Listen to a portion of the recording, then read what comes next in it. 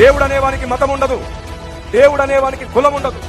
ఒక మాట గుర్తుంచుకోండి, ఇప్పటి వరకు ఏ మతం ద్వారా గాని, ఏ కులం ద్వారా గాని, ఏ రాజకీయ పార్టీ ద్వారా గాని, ఏ సేవా సంస్థ ద్వారా గాని, ఏ పోలీస్ వ్యవస్థ ద్వారా గాని మాంత్రికులు మారలేదు, దొంగలు మారలేదు, వ్యభిచారులు మారలేదు, శాడిస్ట్ మొగుళ్ళు మారలేదు, పేక ఆటగాళ్ళు మారలేదు, లంచగుండులు మారలేదు. ఇదిగో ఈ పరిశుద్ధ గ్రంథం పట్టుకొని ఎందరో దొంగలు మారారు, ఎందరో వ్యభిచారులు మారారు, నరహంతకులు మారారు, శాడిస్టులు మారారు, ఎందరో మోసగాళ్ళు మారారు. బ్రతుకులను మార్చిన గ్రంథం ఇది, బ్రతుకులను మార్చి తీర్చిదిద్దిన మార్గం ఇది. దేవుని ప్రజ, మతాన్ని మార్చేది కాదు క్రైస్తవ్యం. నేను ఈరోజు అధికారికంగా ప్రకటిస్తున్నాను, ఎవరూ మతం మారు, ఎవరూ కులాలు మార్చుకోవద్దు, అందరూ మనస్సు మార్చుకోండి చాలు.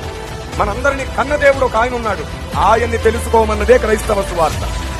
ఆచారాలు మార్చడం క్రైస్తవ సువార్త కాదు, సాంప్రదాయాలు మార్చడం క్రైస్తవ సువార్త కాదు, దేవుణ్ణి పరిచయం చేయడం మాత్రమే క్రైస్తవ సువార్త. మేము దేవుణ్ణి పరిచయం చేసే ప్రజలు.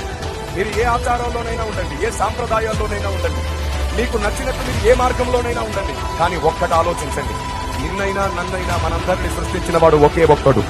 దేవుడు ఒక్కడే, అనేకులు లేరు, ఒకే ఒక్కడున్నాడు.